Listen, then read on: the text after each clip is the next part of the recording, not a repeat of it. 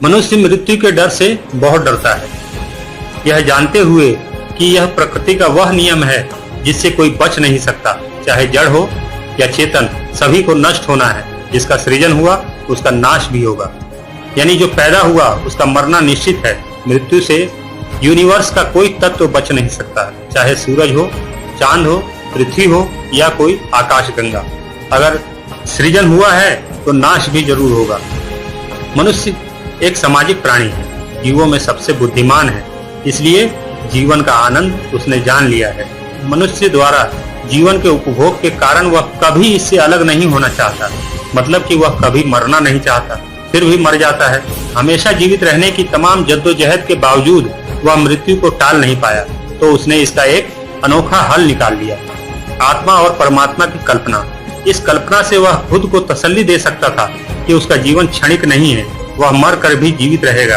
इस खुशफहमी से वह मृत्यु के भय को टाल सकता था। मनुष्य द्वारा बनाई गई आत्मा और परमात्मा की यह परिकल्पना बहुत ही कमाल की साबित हुई।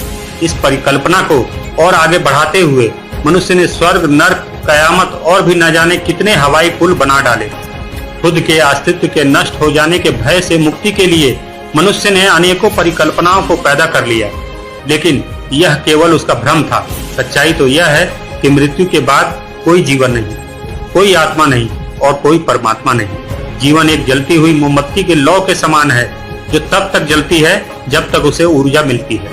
ऊर्जा का क्रम टूटने के बाद लौ बुझ जाती है, उसके अणु बिखर जाते हैं। लौ निकलकर किसी बड़ी लौ के पास नहीं जाती, वह खत्म हो जाती है। दुनिया के सभी धर्मों की परिकल्पनाएं एक दूसरे से बिल्कुल अलग हैं। साथ ही कोई भी धर्म अपनी किसी भी कहानी को तर्क की कसौटी पर साबित नहीं कर पाया।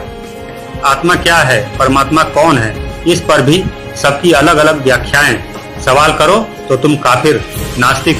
सवाल ना करो तो ये सभी धर्म तुम्हें लूटते चले जाएं।